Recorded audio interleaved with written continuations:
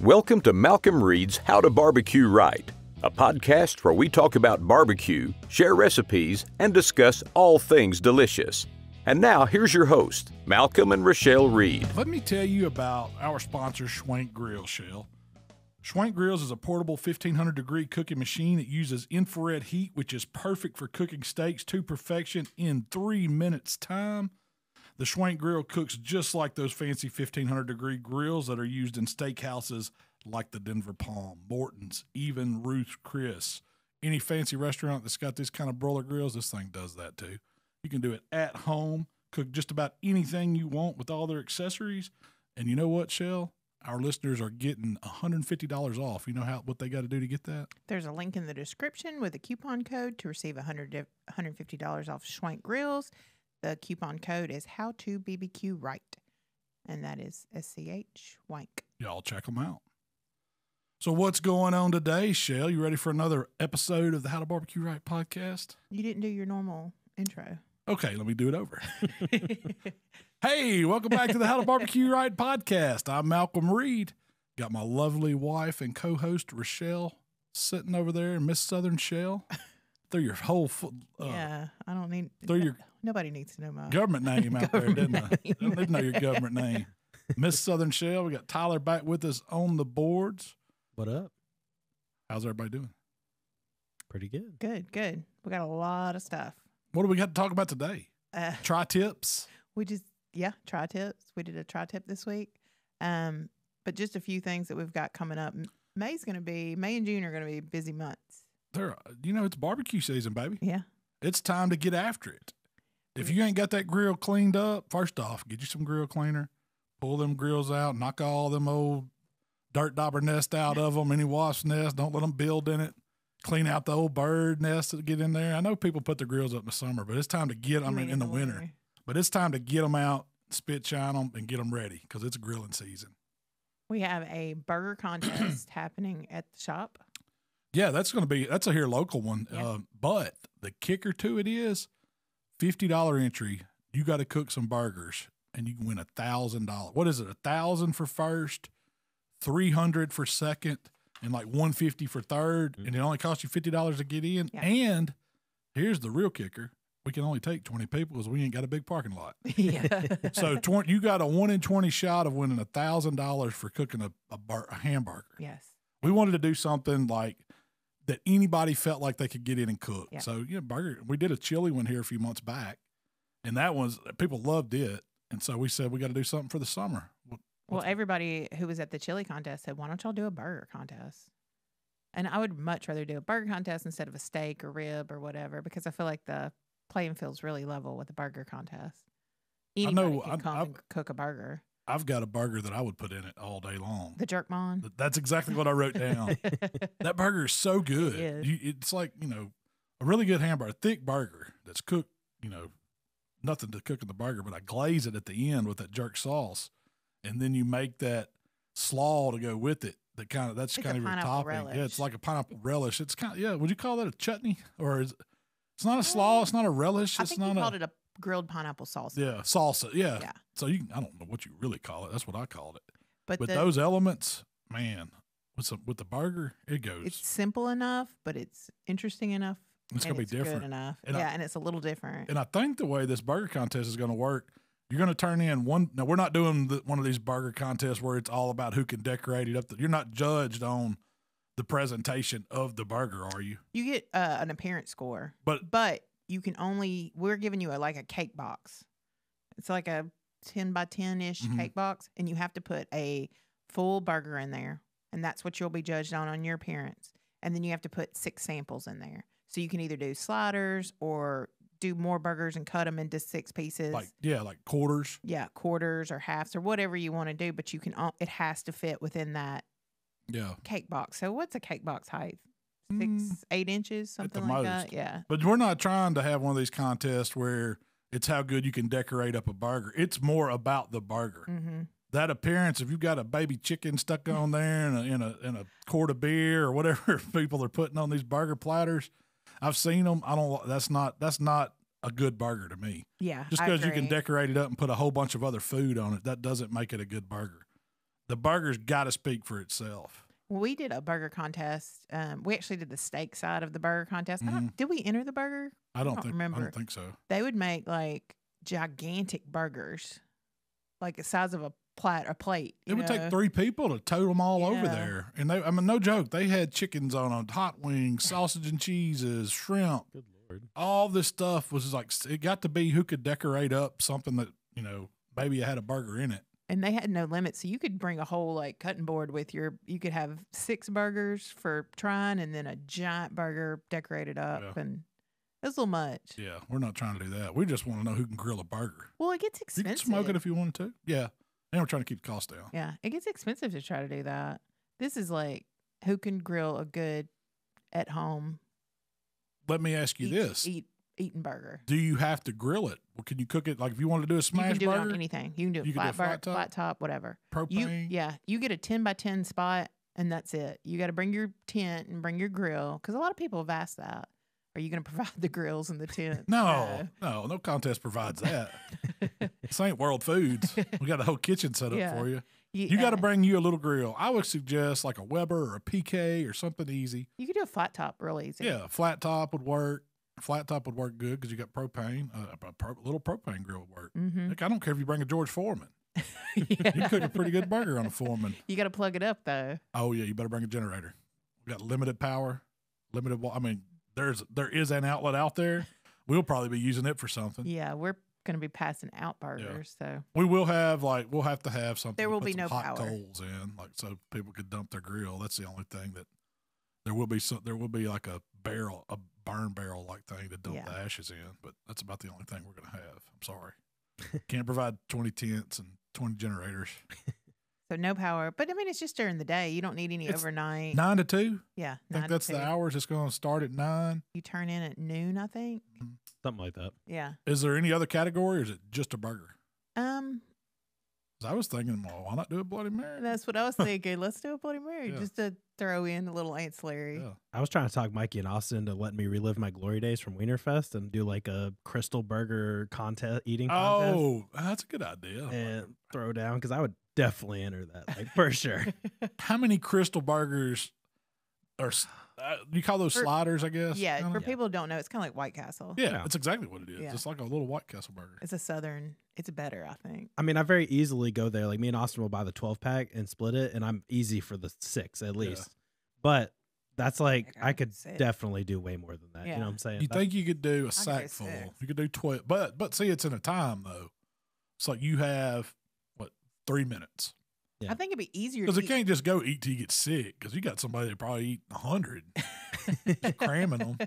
But if you limit it too much, when we did our hot dog eating contest, I felt like the time was too short, and so you didn't have a chance for anybody to like pull away. Yeah. Oh, you know what I mean? Like everybody hit that plateau. They were all still going at the time. Everybody could have eaten 4 or 5 hot dogs, you know, and that's about the time that you had. So it was almost who could eat it the fastest at that point. Yep.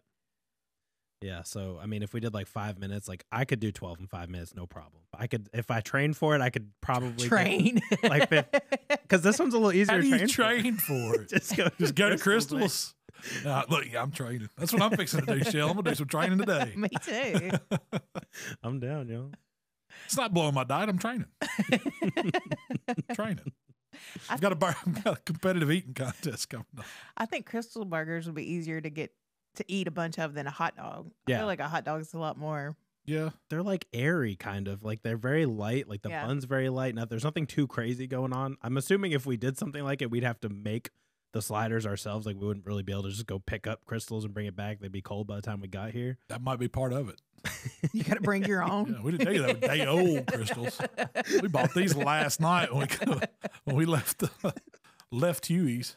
And we're shutting the bathrooms down after that. Yeah. That would have to be the last thing of the day. That's going to hit you about 30 minutes later. You're going to wish you hadn't been in that competition. That's the thing about Krystal They don't burgers. call them gut grenades for nothing. Yeah. But they are delicious at midnight. The later today go, is it early or late? Because it's usually 2 or 3 a.m. when I'm eating Krystals. I don't know if I've ever just went by there at lunch. You know what? Krystals sounds good for lunch today. No. You've got to have been drinking cheap draft beer all night for those things to sound good. I don't know. They're sounding pretty good right now. Oh, really? Heck yeah. Maybe a little blue plate on a Krystal. Now you're talking about love language. I always get the mayonnaise pack at Krystal's. Can you order, can you tell Krystal's, no mustard, add mayo? Because I'd be scared to do that. What kind of service you would get? Yeah, I'm going to add my own mayo. I do it every time. But they add it? Yep, just fine. Just enough. And honestly, a pretty good portion of it, too. Really? Yeah, me and Austin went probably, I would say it was 3 weeks ago now. And So recently, yeah. Yeah, no ketchup, no mustard. It was at 11:45 p.m. and it was perfect. And the pickles were because I want the pickles, I want the onions, I want the mayonnaise, I want it all. But it was really, really good. That's what got me thinking about this contest. So yeah, I always say no mustard. Do you get them with cheese or no cheese? Oh yeah, with cheese. I'm just always scared. I always say no. Even if I order a McDouble at McDonald's, I say no ketchup, no mustard because I'm just scared it's going to end up on there. Mm-hmm. We also are going to be in Grand Rapids at the Mitten Barbecue Supply, and that is July 13th. From 9 to 2 as well. They're having a big. If you're up in the Grand Rapids area, they're going to have a big event on the 13th. July 13th. So we got a few months for this. This is going to be just right smack dab in the middle of summer. How hot is it going to be in Grand Rapids in July? Not as hot as it'll be here, I guarantee you. You're right. Oh, it ought to be pretty good here. Well, I don't know. Our Burger Fest, what's the date on it? June 5th? Yeah, it's that's the dog days. It's going to be warm, but it'll be nice. Yep. I mean, we're going to be giving out. So I plan on cooking burgers and giving them out. So if anybody wants to come eat a burger with us, come on by. Check out the shop. Check out the contest. Get you a burger.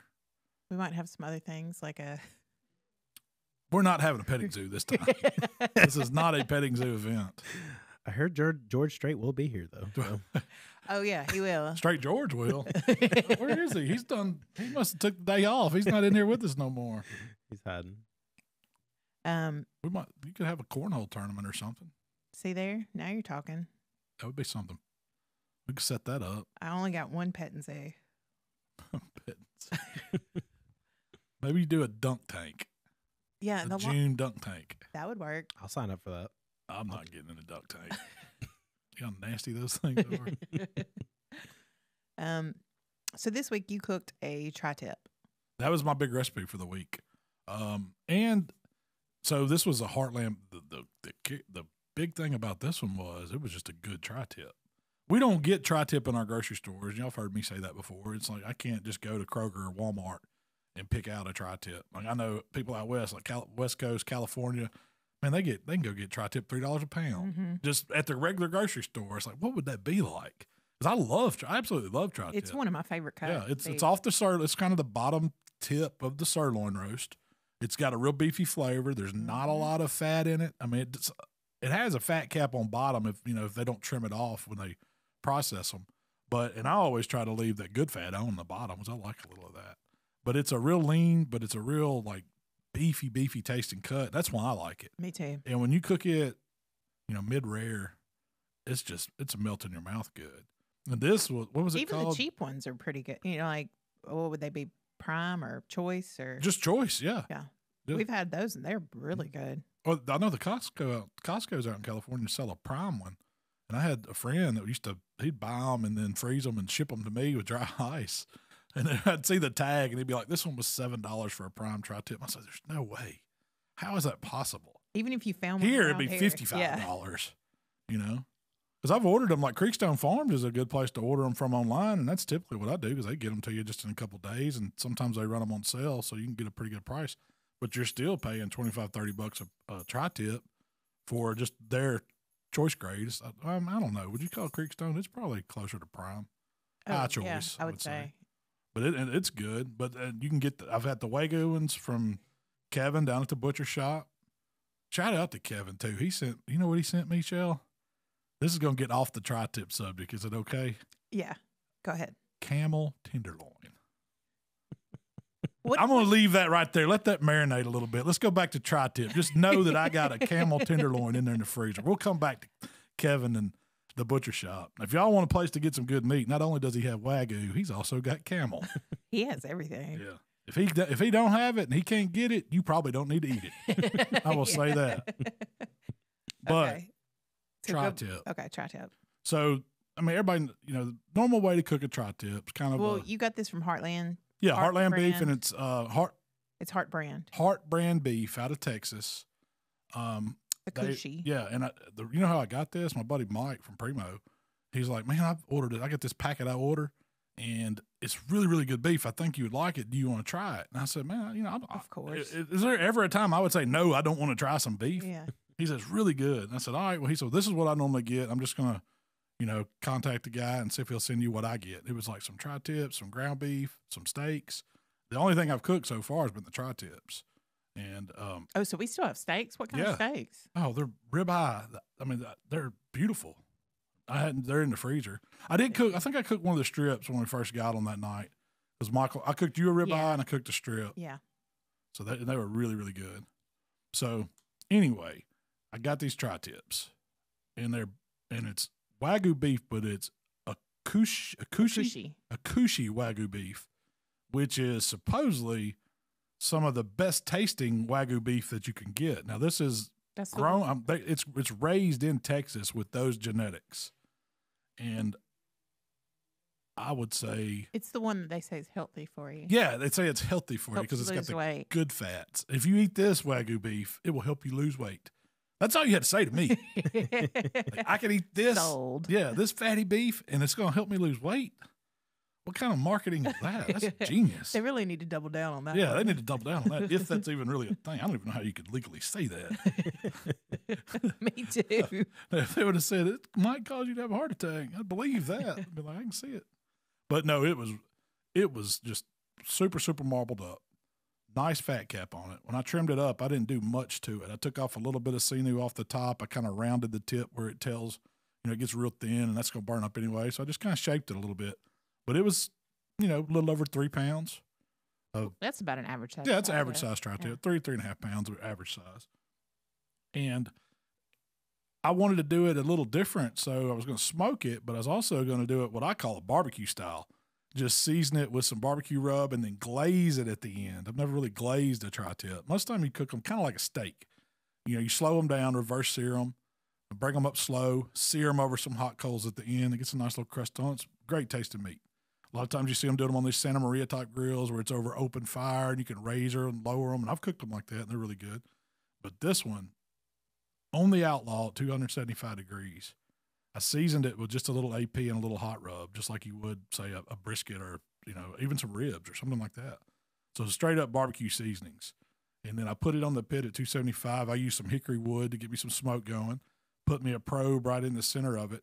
And I let it come up. It's kind of slow. It took it, I don't know, probably about an hour. I don't remember exact minutes. But I just watched it. It was about 45 minutes. Yeah, about 45 minutes to an hour. To come up to that. The 115. That was my first stage, 115. And then at that point, I took some barbecue sauce and some vinegar sauce, kind of 50-50, mixed them up a little bit. And then I took that tri-tip, left the probe in it, and put it up on my little, they call it the microwave shelf. Why do they call it the microwave shelf? Because it's the hottest spot of the grill. And it's got super high heat, a lot of airflow going through there because that's where the exhaust side is. And when you put something up above the rack in that hot zone up there, all that hot air drawn up to it, it's like microwaving. It's like, so if you're 275 on grate, you're 400, 425 up there on that. It's that much, it's that big of a heat difference up there. It's really, really hot. And a lot of guys use it to make brisket swell up or to really set a sauce on chicken or something at the end or glaze anything. It's kind of like your glazing shelf. And so all I did was left the probe in there, brushed that tri-tip with that barbecue sauce mixture, had it on that little microwave shelf or the hot spot of the grill. And you could do this on any grill. Just you're going to move it to the hottest spot of your grill at this time and set that sauce. And you're still watching the internal temp. And for me, this is where, like, if you like it, yours more done than I like mine, it might take it a little longer. But I'm a 125 to 128. That's going to be medium rare when I've got it in that hot spot. And it's, it's going to shoot up. And it's only going to take 10, 15 minutes. It's not long. When you got it that hot up there, it's like throwing it over a sear. You're not going to get sear marks. It's going to just kind of set and start caramelizing that sauce. But it will burn something up there too. So you got to watch it. You got to keep an eye on it. and I let it sit up there for about 10 minutes. I had my probe set at like 127. As soon as it went off, I took that tri-tip off, pulled my probe out and took it off, put it on a little sheet pan with some foil, loosely covered it with some foil, and most importantly, I let it rest. So would you say this is kind of like doing a reverse sear? Oh, yeah. Yeah, kind of. Because you're going from a lower temp and then finishing at a higher temp. So that's a two-stage kind of technically searing. Yeah, a more reverse glaze. Yeah. I guess you would call it. But that's what made it barbecue style. I treated it like it was a slab of ribs I was finishing, or it was some barbecue chicken I was finishing, or even a brisket. Like in a contest, we would take a brisket and set it at the very end too, just the flat up there, and then glaze it up, and then let it kind of start melting that sauce and making it look beautiful, and puts a pretty bark on the end of it. And this tri-tip had a different flavor than just a regular old reverse seared one over some open coals or on a Weber grill would have. You picked up on the smokiness from that hickory wood. You got the barbecue flavors, and it had a touch of sweetness to it. Now, it wasn't super definitely sweet. Had the sweetness. Yeah, but you got that from the sauce, the two sauces on it. And then you also got the spice from the hot rub, which it's not hot, but it has a peppery little bite to it. And it really just made a fantastic tri-tip. It was good. The most important thing after you rest it, to slice a tri-tip, you've got to know how those grains, how the grain of the meat's running. Well, I wanted to talk to you about the rest. Okay. Because you only rested it 10 minutes. Yeah. Do you think that's enough of a rest? A minimum of 10. Yeah. I couldn't take it no more. The resting is the hardest thing for me to do, because you know why? After I've already seasoned this meat and cooked this meat, and I see how good it looks, and I'm smelling it. Now, y'all on camera, y'all ain't smelling what I'm smelling. I'm looking at this juicy piece of Wagyu meat, the highest grade that they got in Texas. I'm just gonna throw that out there. Highest grade they got in Texas. but I want to eat it. So to me, to have to let there and sit, and y'all take pictures and do all this other stuff, and you also want to be done. And I'm yeah. You're ready to be done. So it's hard. I don't feel like you rested it enough. What do you think? I mean, it could have went 20 minutes, 30 minutes. I think it needed 20 or 30. Yeah. It wouldn't have been a problem for it. Yeah. I just think, I don't know. You've got me on this, like, the more you rest it, the better it's going to be. I've got another one in the freezer. I can rest it longer. Would you want to eat that tri-tip again that way, barbecue style? I would definitely eat it again that way. Because I made sandwiches with it. It made a lot of meat. So trimming it. Trimming. I just took the sinew off. Not trimming, sorry, slicing. Oh, well, so the important thing with tri-tip, there's always multiple ways the grain runs, so you need to pay attention to which way that grain's running. I always try to make a mental note before I go season it, because that's when you can really see the grain when it's in its raw form. So I know that down the thin, narrow end, it's usually running straight down that end, and you're just going to cut across. But there's going to be a point in that tri-tip where it widens out, where that grain's going to start fanning and turning on you. Is it two muscles there? I don't know if it's two muscles. They just kind of converge down there on the tail end of the sirloin, you know. How it runs. So it's just how that grain of the animal, because it's kind of wrapping around down at the bottom, and it's kind of at the tip, before you get back to the back haunches. The way it runs down. Like, if you think on your back side, that's kind of where that sirloin is on the back. Oh, really? Yeah. It's before you get back to the hams. Oh. So it tails off. No, it tails off. I was thinking it's more brisket area. Mm-mm. No. It's closer towards the rump. So there's two tri-tips on every cow? Yeah, on each side. Okay. Each side's got a sirloin. And if you think of it, it's kind of like the loin runs down there. So you got your ribeyes, and then it goes into your strips, and then it gets back into that sirloin area. The top part's the picanha or the culotte, and then you got your sirloin where they cut the steaks out of, and then at the very bottom where it triangles down, that's that tri-tip. It just kind of comes down. And so it's a working muscle, and it doesn't have a lot of fat back there. It's not a place where the animal stores a lot of fat intermuscularly. But it was the flavor of it. It was phenomenal. The texture of it was phenomenal. It was perfectly medium rare. And if I'd have left that probe in and carried over, I would have guessed that when I took it off at 127 in 10 minutes, it probably got to about 132, no higher than 135, I would imagine. It was still pretty rare. Yeah, it was still pretty rare. And then if you'd have let it cool off, it'd have been probably a little more rare. Because to me, when you let that meat rest, it really gets red. You notice those juices going back in, it gets red. But as you could tell well, the way the camera was on those slices as I was slicing it, you could see the juice just running out of it. Yeah. And it was juicy as it could be. And I didn't inject it. I didn't brine it. I didn't do anything. Marinade, that was just out of the package, trim, season on the pit.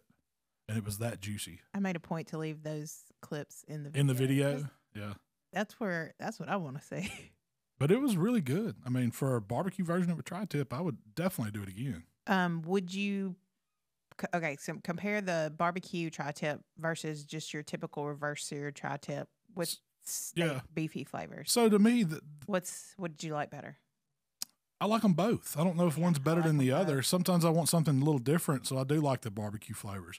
Like if I was serving tri-tip with ribs and chicken and having some other meats to go with it, that barbecue style would go great with it. If I'm just wanting to cook tri-tip kind of the traditional way, it has more of a steak flavor to me. Open, meat over open fire, has that flavor to it. So it's different. And a lot of times I'd serve it with like a chimichurri or something along that way, something smoky. Real savory. Or make a taco, like a fajita with it or something. Or, I don't really think of, barbecue style when I think of those. This one, you could throw some coleslaw on a bun with that tri-tip and have a heck of a tri-tip sandwich, barbecue tri-tip sandwich. I'm not sure which I like better either. I would have guessed that I would have liked the savory, traditional, steaky, beefy flavors, but the barbecue one was they're both good. I mean, now the other way I've done tri-tip is kind of brisket style, where you're not stopping at medium rare. You're taking it fully, like up to 200, just like you would a brisket. I like when you did that way.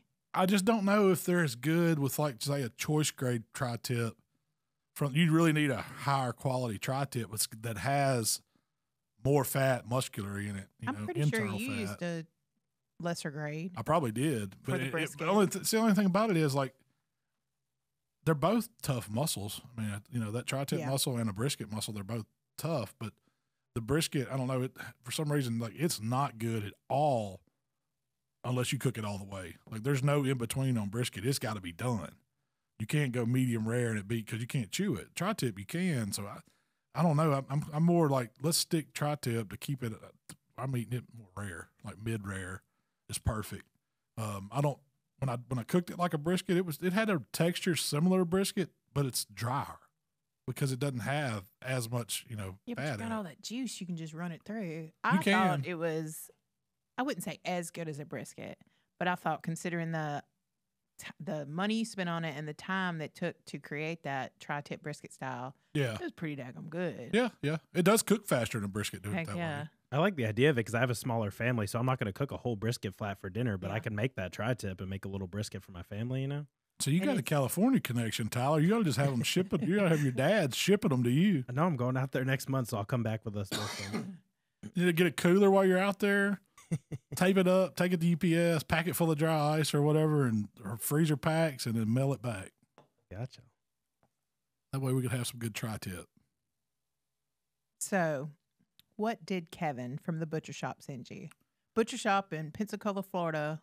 Butcher shop. The butcher shop. Best butcher on the planet. He sent me a camel tenderloin. that I've never remotely considered eating. You didn't put that request in? No, but I'm going to try it. You got some camel? I'm going to try it. First off, what do you think camel tastes like? Pork loin? No, it's real red, so it's going to be more, it's going to be more like bison or, I don't think it's going to taste like beef, but it looks like beef. I mean, maybe Does it look marbled at all? Oh, it's froze. I can't tell. It's in a package. I'm going to have to thaw it out to see. But it's red. In my mind, I was picturing it to look more like a chicken. Oh, you think it's pork. more pork? No, camel's more in the horse. It's more like eating a horse. Don't send me a horse tenderloin. I'm going to try this camel. I can't promise you I'd ever order another one, but I'm going to try it. How big is it? It's several, it's 4 or 5 pounds. It looks like in the package. Is it shaped like a loin? It's still froze. It's kind of folded up, so I can't tell. Okay. So we don't know exactly. We don't know exactly. No. Yeah. But that joker's he's going to hit the refrigerator. I'm going to slow thaw him, and I'm going to try some camel pretty soon. So are you going to research this, or are you just going to go to camel in?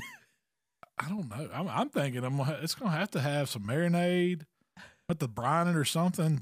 Put some flavors on it. Have you watched any YouTube? I have not. I've not seen anybody cook a camel. I don't know anybody's done a camel recipe. Got great shock factor for TikTok. Yeah. It definitely does. I'm gonna do that. But he also sent me I think it's a eight French boned elk. Dang. Bone-in tenderloin or bone-in loin. So I'm excited about that. That's one of my favorite things to eat. And why is that meat so good? I don't know why elk's always so good. Elk's the best venison there is. Like, I love deer meat. I love white-tailed deer that we have in Mississippi. I've got a buddy that brought me some mule deer. It's pretty good. The only thing that I've had probably that I would say that's better than elk or as good as elk to me is going to be axis deer. And it's the flavor of that axis deer is right up there with the elk, if not better. Those two right there are fine eating. What do you have planned for that? Just so you're going to make a recipe? Yeah, for the elk. I'll probably rare. Yeah. It's going to be cooked rare. It's going to be cooked whole in that bone, and then you cut it in a lot like cooking a rack of lamb, except it's bigger. But it's more like deer meat to me. It's real red meat. Really, really good. Really good for you. Elk's good for you. What else is that it? No, there was some Iberico pork tenderloins. What's Iberico pork? It's just one of the fancy breeds of. I think it's like from Spain. Isn't Iberico from the pigs from Spain or something? Is that the hairy one? I think so. You'd have to look it up. Look up. It's IBERS. Iberica. It's not Co. I think it's Iberica. I don't speak Spanish, but it's a black Iberian pig. Is a traditional breed of the domestic pig that is native to the Iberian Peninsula. It's not the hairy ones I was thinking about. Those might be the Mangalistas or something. Yeah, I think that's what it is. I'm pretty sure they finish them out on acorns or Iberica pork. It's a fancy, like they make ham, like those fancy hams and stuff with it. Yeah. Okay. But I've never cooked the meat like the way we cook it, barbecue style. So I'm looking forward to cooking that. And there's a whole Wagyu tenderloin in there too, and that's gonna have to be something special. I've had one of them before, and it's changed your life. It's not really a video thing because nobody else is gonna go buy one of those. Yeah. Maybe I could just do some fillets. I don't know. I hate to cook. I don't like cooking those into fillets. They make excellent fillets, but I like cooking them whole and then slicing them, and then it's like eating like the best. The best of the best. Yeah, the best beef you could eat. It's hard to imagine. Words can't even describe how good it is. A little horseradish cream sauce. Yes. In a roll. That's all you need. Imagine you could make yourself sick off that. Oh, I guarantee it. How would you make a horseradish cream sauce if you were going to make one? Blue Plate. Blue Plate mayonnaise. That's a good point to talk about, Blue Plate. Let me tell you about this quality mayonnaise since 1927, real mayonnaise. You would start with about a cup or 2 cups of Blue Plate, depending on how much horseradish sauce you like. Why do you make sauces in large bowls? Because it's like your recipes call for like either a bottle of Blue Plate, or a whole jar. My tartar sauce is a jar, or half a jar. Yeah. That's you need like a bottle of the prepared horseradish that's creamy, and then you need a jar, the little skinny jar of just regular horseradish. That's the prepared. That's what's prepared. The other one's creamy, one's prepared? Yeah. I've never had like real horseradish where you grate it, like the root. Do they sell that locally, like in a grocery store? I don't know. But I've only just got it in a little jar. So you need that, mayonnaise, some black pepper, little hot sauce, and that's about it. You don't need much else. And really, you you adjust that heat level with the prepared, the stuff in the little jar. That's where you get it from, because usually it's about 2 parts mayonnaise, 1 part creamy horseradish, and then tablespoons up. How big a boy are you on the hot horseradish? And usually I have put the whole jar before, because I like horseradish and I like that little nasally burn it gets. And you were feeding probably a bunch of men. Yeah. Women ain't gonna like it. They're gonna be more wanted just creamy with not much horseradish flavor. I mean, I want a little. I just don't want my nose to burn. Yeah. That burns good, man. It's like I like that little poof wasabi. Yeah, wasabi burn. That's how me and Ashley make it, with like tons of horseradish. Yeah, it's good. Are you a horseradish fan, Tom? Yeah, I make mine pretty much the exact same way, except I do a little sour cream, just a little bit. I've made it with sour cream, but it's so much better with Blue Plate. Yeah, it's creamy. Yep. And I guess it has a touch of vinegar element to it too, because sour cream is just cream. So it's just like you're eating cream and horseradish. I think that's kind of the traditional way. Like when you go to a restaurant that serves prime rib, it's just going to be mainly sour cream and that's how we made it a horseradish. Yeah, that's where my recipe all it was. What was it? Just sour cream and horseradish? We had like a seasoning packet, sour cream, horseradish. What was in the seasoning packet?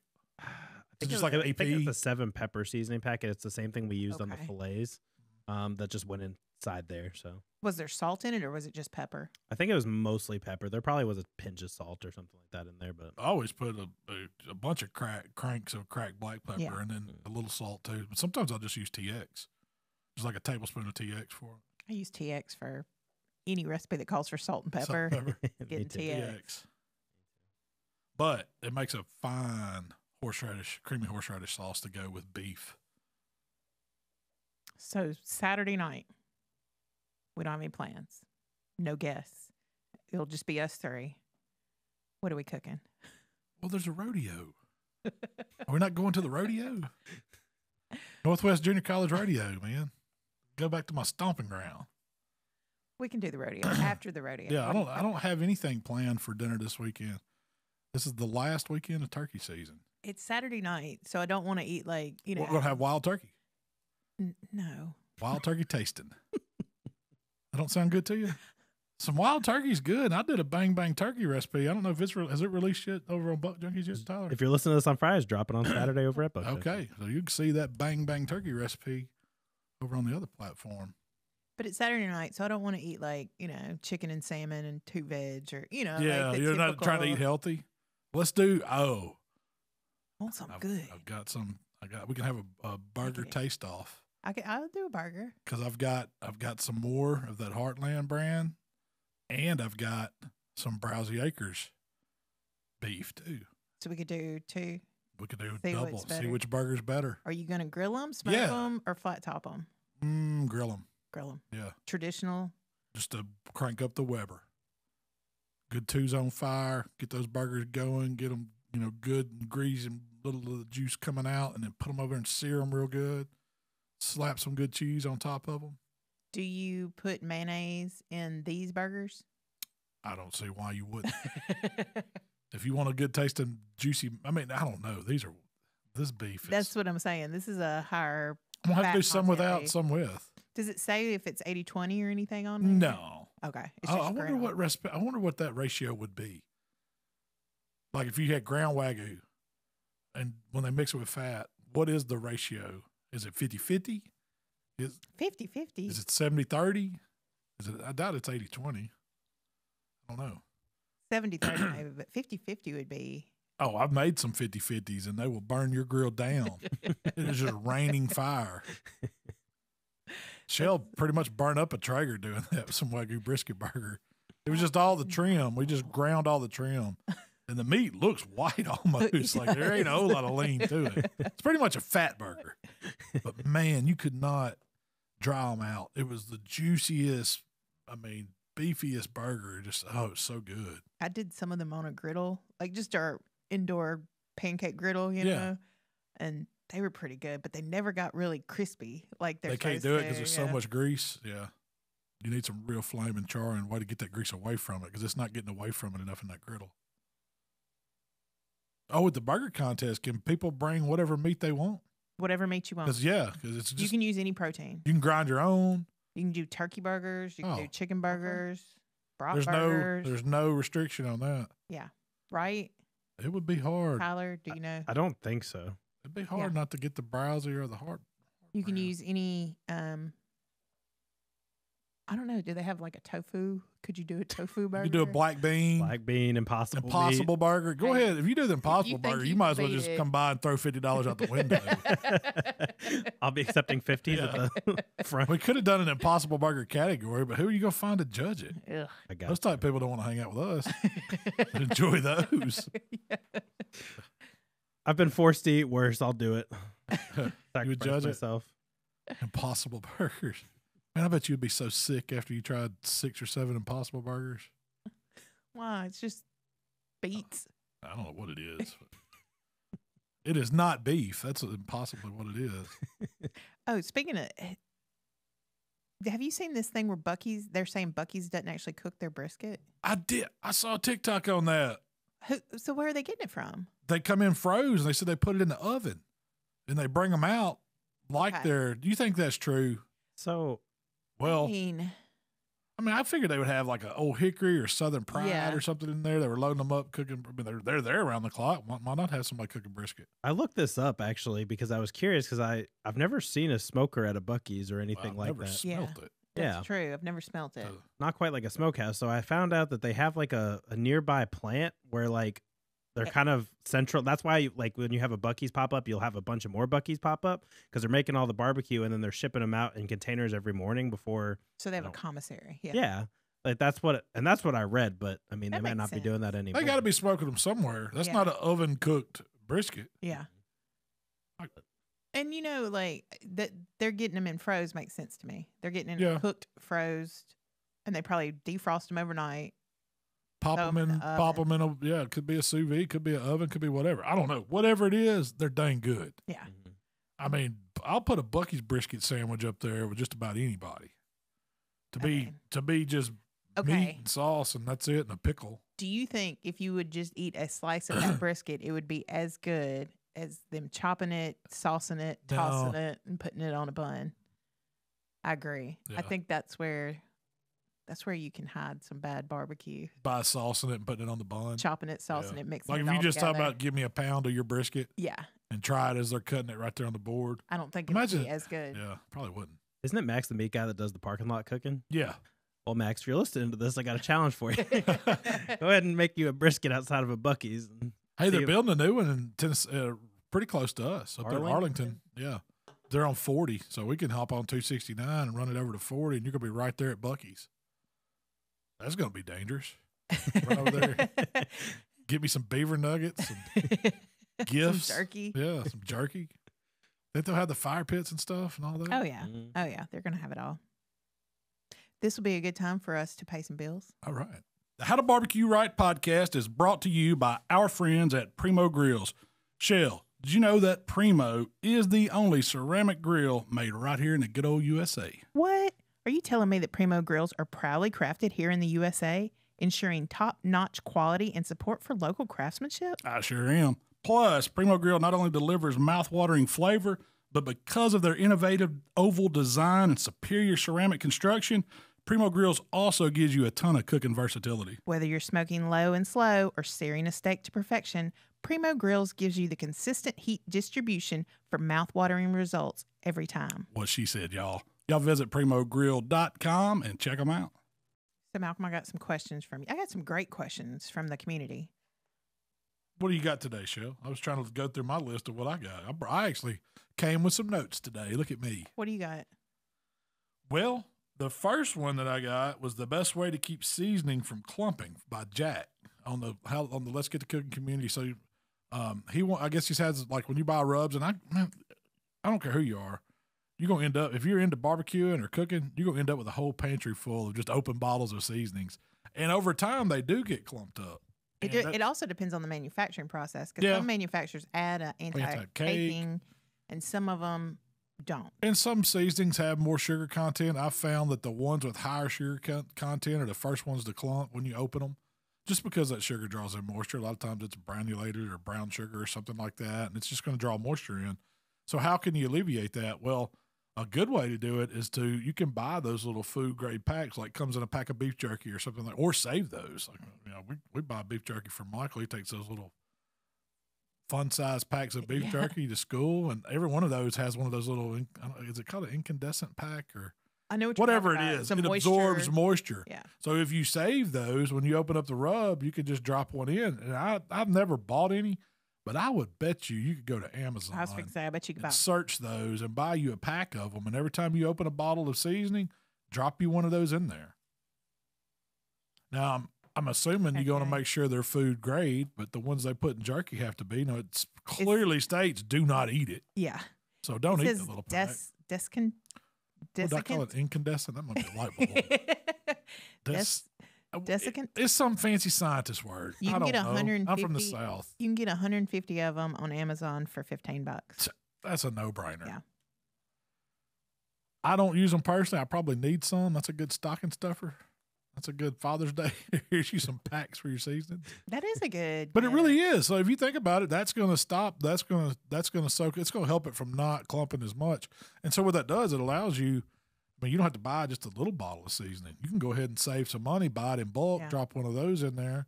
The worst ones that do it to me is something's got high sugar, or like my garlic powders or my onion powder. It clumps every time. Dry mustard, it always clumps because it's more powdery form. And I buy those at like Sam's or Costco in a big thing. And usually what I do is take a knife or a fork and put it in there and break them up. Because I'm still using it. I'm not just because it's clumped up, don't mean I ain't going to use it. Does it go bad? I'm sure. I've always heard it loses its. So here's the deal with seasonings. They don't necessarily go bad, like as far as spoiling or going to make you sick, but they have like half-lives over when they're the most potent. So you're going to taste all the flavor in them. But say if you've got to open a bottle of rub, and the shelf life on our rub, I think, is 2 years.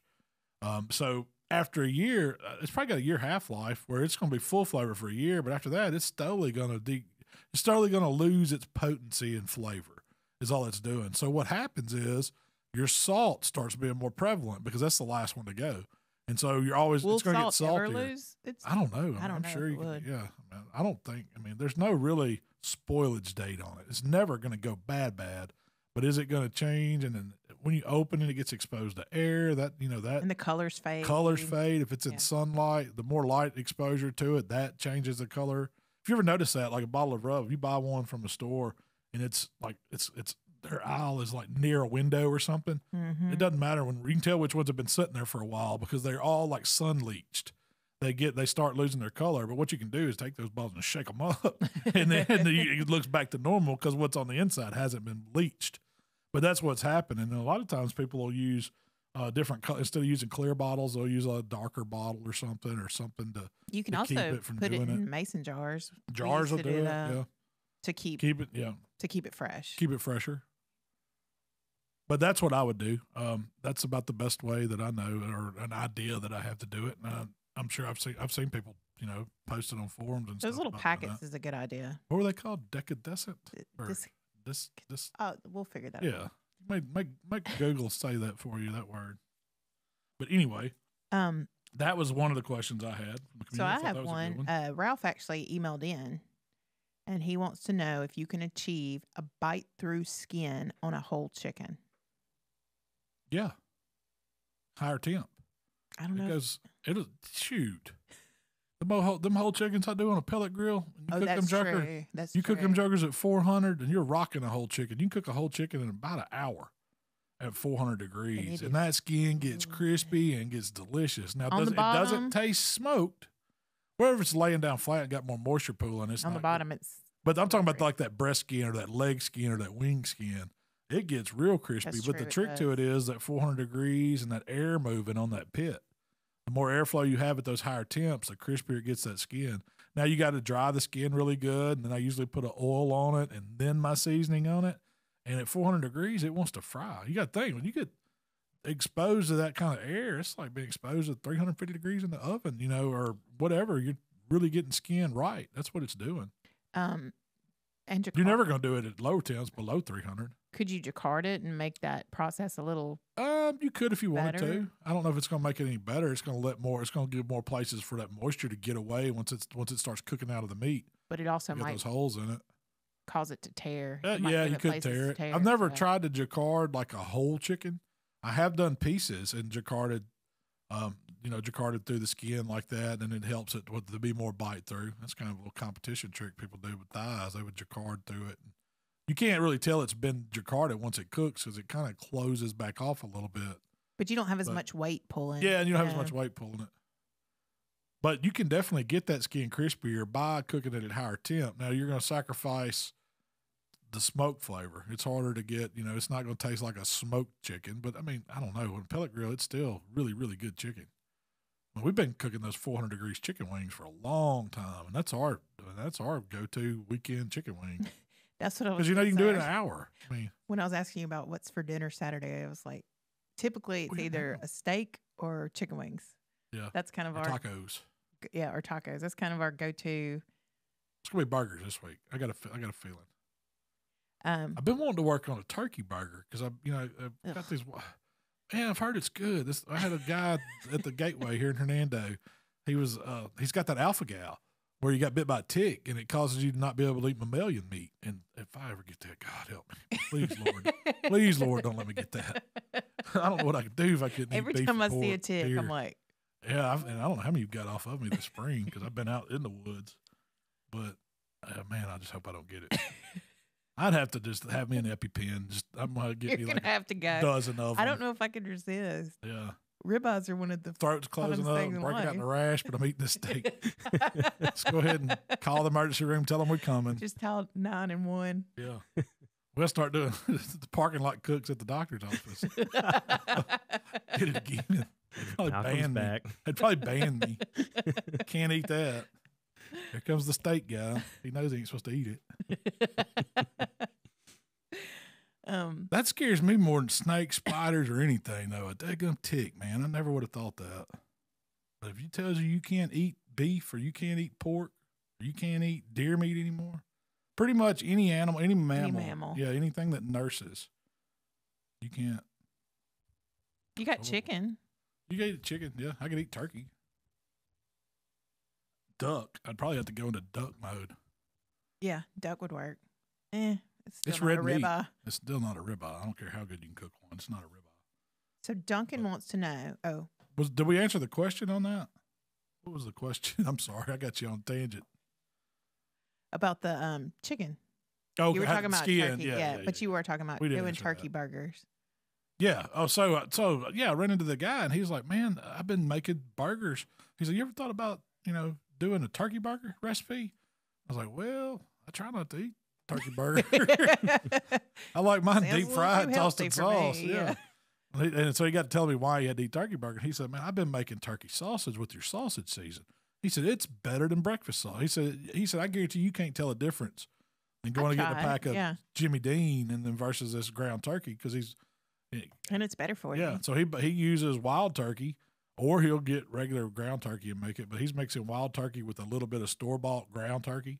And that gets he said it gets the perfect fat ratio, and he mixes it up and he makes a breakfast sausage with it. And so it got me to thinking on making a turkey burger, and that's what he was wanting to do. So I was thinking I might try that sometime. So I don't know. I'd try it. Not for Saturday night. Not for Saturday night. Maybe we'll do that when we do the camel meat. Okay. We'll do some experiment. It'll be back up. It'll be experiment. Yeah. That sounds more like a Tuesday. We're having turkey burgers and camel meat. Filet au camel. I need what's the Spanish word for camel? I think you need to research this a little bit. Yeah. What, camel cooking? Yeah. Is it better? That might be a whole new channel. Camel cooking. Just every recipe's with camel meat. I wouldn't think there's that many camels I guess there are a lot in the Middle East and over. I imagine there's a lot. World. I've rode one before. I have. You never rode a camel? Oh, at the old Mid-South Fair, they had camel rides. Yeah, but you had to pay extra for it. Yeah. We weren't getting that. You spit it out. You either got to ride the camel or you got the foot-long corn dog. Which one do you choose? I chose camel one time. Duncan wants to know, can anyone tell me if they've ever smoked spare ribs and had the bones break apart while they're carving? Like the actual bone break? Yeah. Something happened to that slab during processing. I've seen broken bones that way.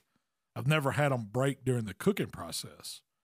But, he's talking about once he's cooked them, cutting them. Yeah. The bone actually breaks. Yeah. I mean. It was probably broke before. I would guess it was. I can't imagine the cooking process doing breaking that. It. Yeah. It shouldn't. There was probably already something happened to that rack of ribs. I'd be interested to know if it happened to multiple ones or if it was just one instance where he was cooking a rack and I think had it was some broke one ribs. instance. I mean, you've seen chicken wings like that. Mm-hmm. Chicken wings get broke all the time, and you cook them and you bite into them. It's like, oh man, this one's all broke, and all the marrow stuff's leaching out. It's pretty good, actually. Chicken bone marrow is pretty good. I wouldn't tell nobody that I eat it. I do. Chris asked, he's cooking beef ribs. Should he use maple bourbon pecan pellets or hickory pellets? I'd probably go hickory. Doesn't matter.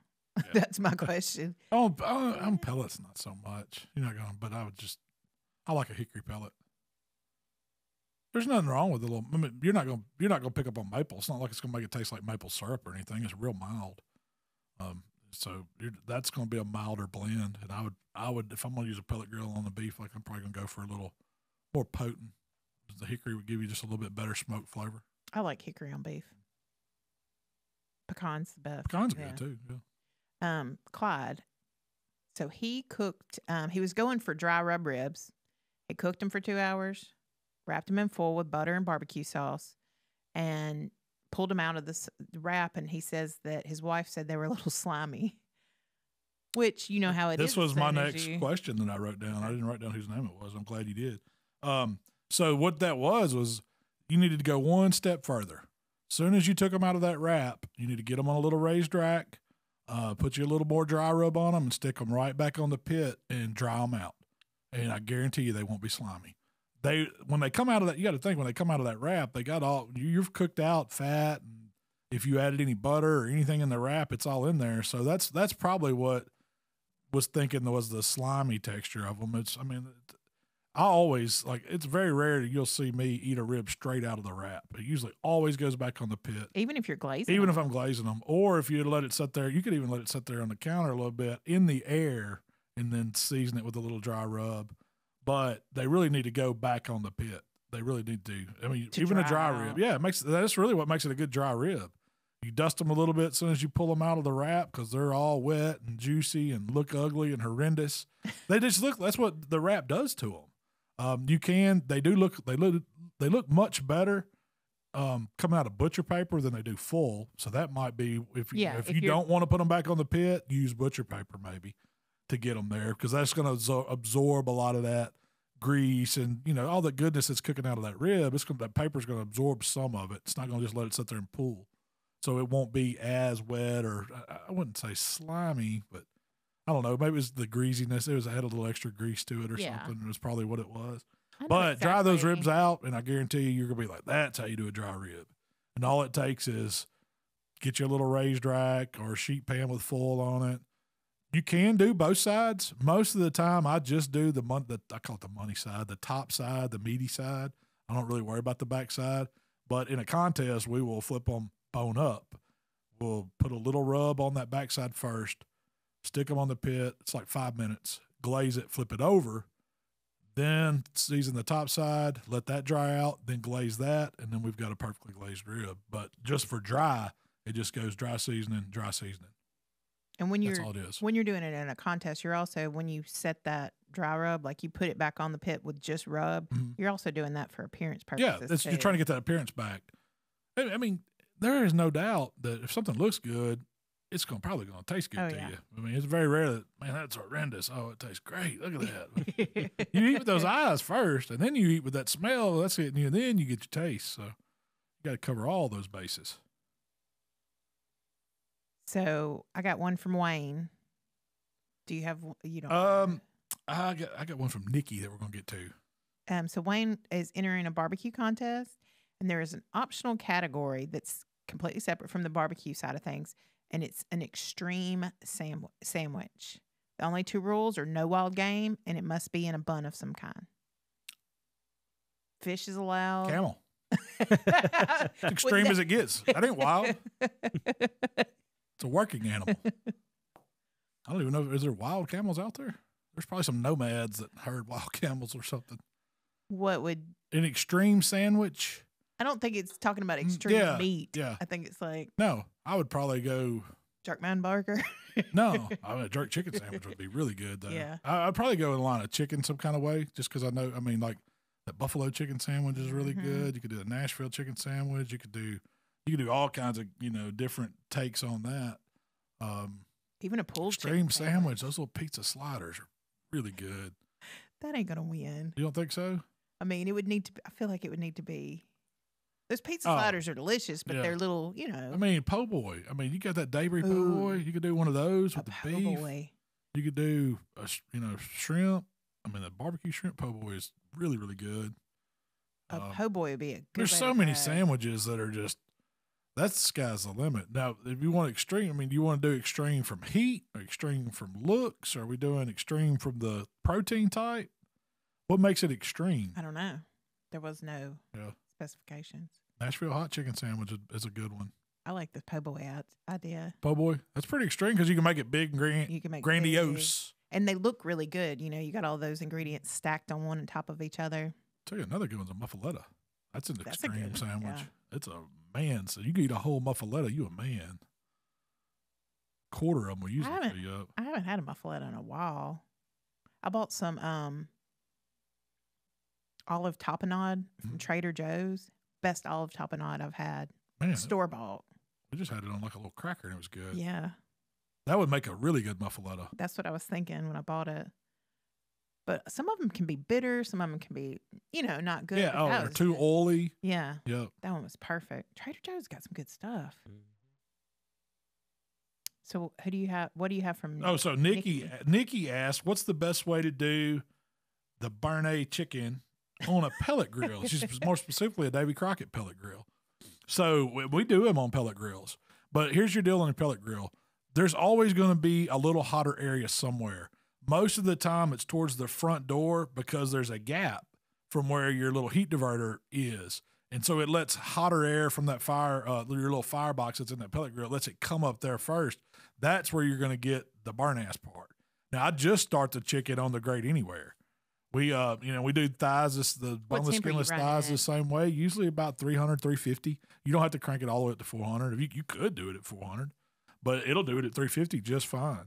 Because I guarantee you that little hot spot up front is super hot. I mean, it's probably closer to 500 degrees up there.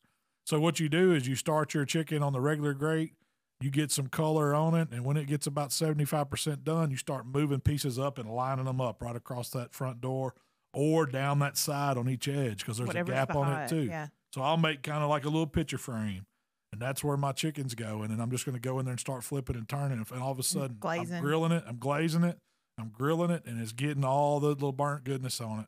And you can do it. We do it all the time on pellet grill. If I don't feel like starting up a Weber, I'll just crank that pellet grill up. I know you were doing it like that.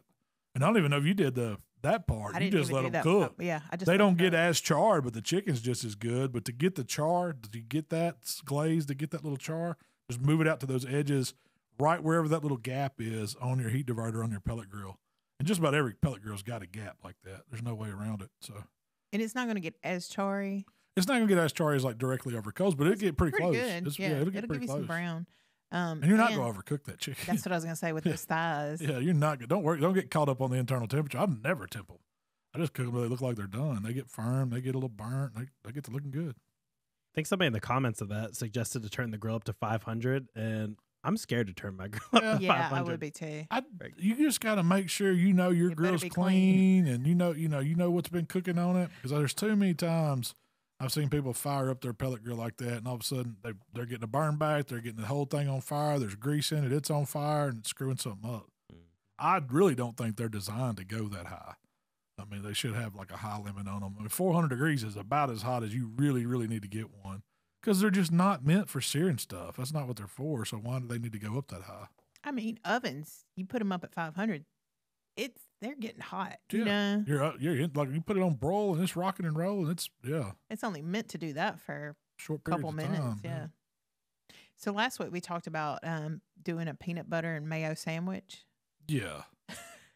I ain't doing it. I can tell you right now, there's no way I'm eating half Blue Plate mayonnaise on one piece of bread and half Jiffy peanut butter on the other. Mark said he wanted to try it, so I was thinking next week we might get Mark in here to do a taste test.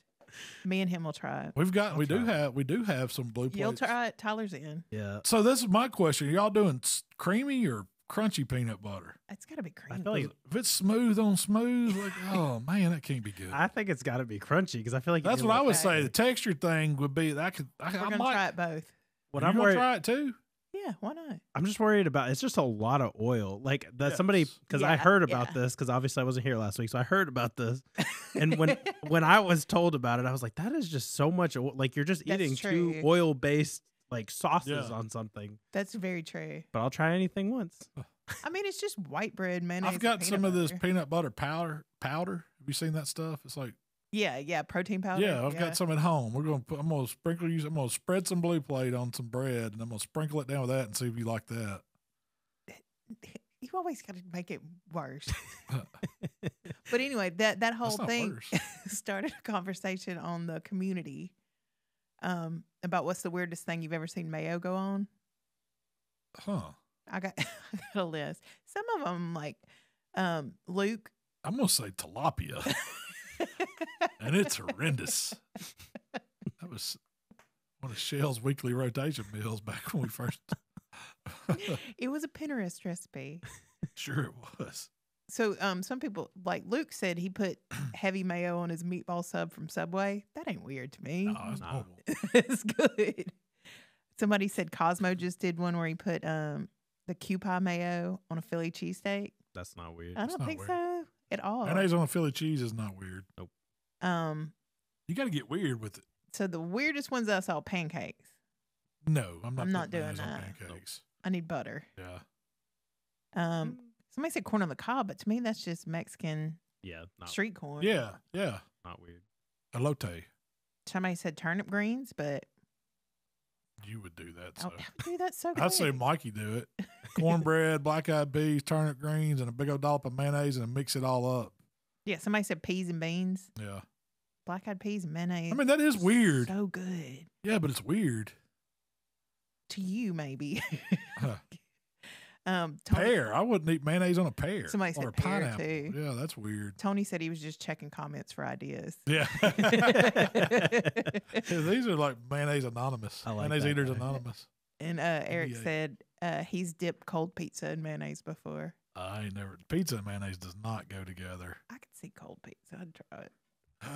So there was a time recently we were ordering from a local restaurant called Underground Cafe, and I used to work there. And on the menu, we had a sandwich called the Cheesy Mac and Pig. And traditionally, it was just 2 pieces of Texas toast, and I believe it was the mac and cheese, Gouda cheese, and then pulled pork on top with a drizzle of barbecue sauce. I used to order it, but I would nix the barbecue sauce, and I would just get mayonnaise on the top and the bottom Texas toast, and it was delicious. And I told Jacob to order that, and he looked at me like I had 3 heads. Like, really? Like that's the weirdest, strangest thing? There's some people that are just animate. They hate mayonnaise. They've never had mayonnaise. I'm going to tell you one that changed me, and it was weird, but it's not to me now, is when you make just a classic grilled cheese. I always just bread, butter on the outside, make it in a skillet, iron skillet. Well, Shell, when I married her or we started dating or whatever, you make grilled cheese, you'd spread mayonnaise on the bread and then put your cheese on it and then put mayonnaise on the other side of the bread. So you had a mayonnaise sandwich pretty much with a piece of cheese in it. And I was like, this is the craziest thing. Who makes grilled cheese with mayonnaise? But man, it is so good. It is good. It's a game changer on a grilled cheese sandwich. Because it is oily, so you got to be kind of. But it's really light-handed. Really good. It gives you such an even crust whenever you're searing it. Yeah. Oh, I'm talking about we put it on the inside. You put it on the inside? Okay. It's on the inside. I have put it on the outside too because it does give you a good crust. When but I'm I like doing butter. quesadillas, I do the mayonnaise on the outside too. Yeah. It browns stuff up better than butter does. So, Roger, he was gifted some candied jalapenos and wants to know what ideas you got. A lot of people just said eat them out of the jar. Juggers, yeah. You ain't got to make no ideas with that. I'll tell you what's really good. Sausage and cheese plate, and get you a cracker, a piece of smoked sausage, a piece of cheese, and a pickled jalapeno on top of it. That's a fantastic bite. It is. That's usually how we serve them up. The sweet candied jalapenos goes really well with sausage and cheese. Or get you a bowl of peas, dollop of mayonnaise, and put you some. I eat them with vegetables, so they go really good with peas and beans. They go good on a burger. You can use those as a burger topping, just like you would a pickle. I mean, most of the time, they're not that hot. It's just a candied jalapeno. So most of the time the heat's not as Kinda bad depends on them. on what you get. But I have had some that'll burn you down. You can sandwiches. chop them up. You can put them in a little. You can chop them with a knife, or you can put them in the little hand choppers and make a relish with it that goes really good on dogs or sausages. Slaw. They're really good. Go slaw. chop up and mix them in your coleslaw. I'm trying to think of other places. Where else have you used those like that? Deviled eggs. They're really good in deviled eggs. Some people suggested the cream cheese where you Yep, they're good in cream cheese. We have cream cheese cracker and Yep. Candied jalapeno. You can do smoked cream cheese and put some of that in it. I would say chop them and yep. top the cream cheese with it. Top it with it like a relish almost. Yeah. That's kind of what it makes. It makes a candied jalapeno relish. But it's good on all kinds of things. It goes in pimento cheese. Oh, yeah, yeah. It goes really good in pimento cheese. If you like a little sweet to your pimento cheese. Do you have any more questions about? That's the only ones that I had, and I think we covered our events that I had. There is a local event coming up May the 10th and 11th. If anybody likes doing like a local barbecue contest, it's not. I don't believe it's sanctioned, but it's the 5-Star City Fest down in Senatobia. It's going to be May the 10th and 11th, and I think they still had some rooms for teams. That's supposed to be a really, really good one. It was. We never have cooked it because it was always like around Mother's Day, Memphis and May load-in time. We do have those contests coming up. The Memphis and May World Championship is going to be at Tiger Park. I guess is that what they call it? Tiger Park, Tiger Lane. Yeah, I don't know if they call it Tiger Lane anymore. I think it's called Tiger Park. Oh, really? Oh. They changed the name. But and there's also the Smoke Slam event that's going to be down at Tom Lee Park. Same weekend, same time. I don't think that's a good idea. Grab your popcorn. Yeah. We're just watching. See how this goes. Good luck to everybody competing in those. Do we have another contest planned for the community, Tyler? It is time to get one going. It's time to to clean your grills and things like that. So we're gonna come up with something, and we're gonna get posted. I know we're talking about doing another giveaway or a contest too. So y'all stay tuned for those. We'll have them by next week. We need a burger contest if we're gonna have if we're actually gonna have a burger event. There needs to be one on the community for people that can't come. They can compete. They can submit their photos. Yeah, like this. Submit their photos of their burgers. I saw somebody post a really good photo of a classic grilled burger. But the All-American. Great, yeah. It was like All-American. Yeah. Well, Malk, that's all I have for you today. All right. Well, Tyler, we've been talking about all these questions of the community. Tell folks what the community is. Head on over to the Let's Get to Cooking community over on Facebook.com/group/HTQ community. First of all, you can ask questions like this that were featured here on the show today. You can email in questions as well, but you can also share recipes. They're talking about pictures we're seeing. Like, people share crazy, awesome stuff all the time. We're usually hanging out there all weekend, most of us, in the comments section. If you don't hear from one of us, you're going to hear from one of the other awesome community members. Yeah, it's a great resource. Oh, yeah. Great resource. You got a question? There's usually somebody that's we may feature some of them on the podcast, right, Shell? I completely forgot. Greg, he last week you had talked about doing banana leaf. Yeah. Pulled pork wrapped in banana leaves. He lives locally, and he said there is a Guatemalan grocery store at Perkins and Summer called Perkins and Summer? Is that where it's at? Perkins and Summer. Okay. Called Super something Guatemala. But they sell the banana leaves in a big pack. I want to go check that store out. Me too. I love international supermarkets. So it's at Summer and Perkins. That's what he said. And then there's an international farmers market on Germantown Parkway. That one's awesome. Oh, really? Yeah.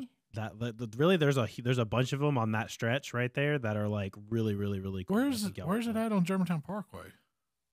I'm not very good at this kind of stuff. Now I remember there used to be one out on Winchester. It was the We International Food Market. And that's a pretty cool, man. They had the fish tanks with the. That's what I like. Just whatever. I don't know what kind of fish they were swimming around in them, but they'll catch you out one and give it to you right there. That's like the one I went to in Bartlett, but it's literally the size of a Walmart, but it almost felt twice as big because it's just wide open. You can see the back. They got the lobster tanks. Mm-hmm. They literally sold any meat that you could think of, anything. The only problem with those is, like, the one I used to go to had international aisle, so they had a flag for whatever country was that aisle. But it was all in a foreign language, so I had no idea. So I would just go in there and get stuff, Be like, oh, it looks interesting. Let's get this. Let's get this. Remember when we went to one in Atlanta? Now that one's, what do they call that one? It was like 3 Walmarts. It's not the Peachtree Market, but yeah, that's the coolest one I've ever been in. Like, it had everything. I mean, they were butchering stuff in there. They had a deli in there. You could go eat lunch. Yeah, that was huge. I wish I could remember what that was called. It was awesome. That was probably the coolest one I've ever been. Something. The DeKalb Market, because isn't that the county there or something? Yeah. It's something like the DeKalb International Market or something. Man, that one's awesome. The one in Cordova that's on Germantown is, do you know where the Cordova Cinema is? Or there's like an Outback Steakhouse on that road over there. But Yeah, anyways, yeah. I know exactly where that is. Right behind that. Okay. And it is that used to be an old grocery store or Walmart or something, didn't it? Probably, and then they just converted it. Yep. Yeah, that's most how they usually are. Yeah, most of them did. That's a group field trip, like really, really cool. Man, we need to do that. We need to take a field day and go to all the little international markets and things and see what we can find that's unique. And find a cool place to have lunch. Yeah. Have somebody drive a U-Haul behind because that's not a problem. I buy way too much. We get the bus. You got plenty of room. What bus? Like rental bus. Okay. We do need to invest in a bus. Just go ahead and buy us an old school bus. Well, Malc, that's all I have for you this week. If you would like to connect with Malcolm, it's HowToBBQRight on Facebook, Instagram, TikTok, Twitter, and of course YouTube. If you'd like to connect with me, it's Miss Southern Shell on Instagram and TikTok. All right, y'all. Well, appreciate y'all hanging out with us this week. We will be back next week for another edition of the How to Barbecue Right podcast. And y'all get to cooking some burgers. I'm going to cook some this weekend. I'll share what I do. We'll see y'all. We gone.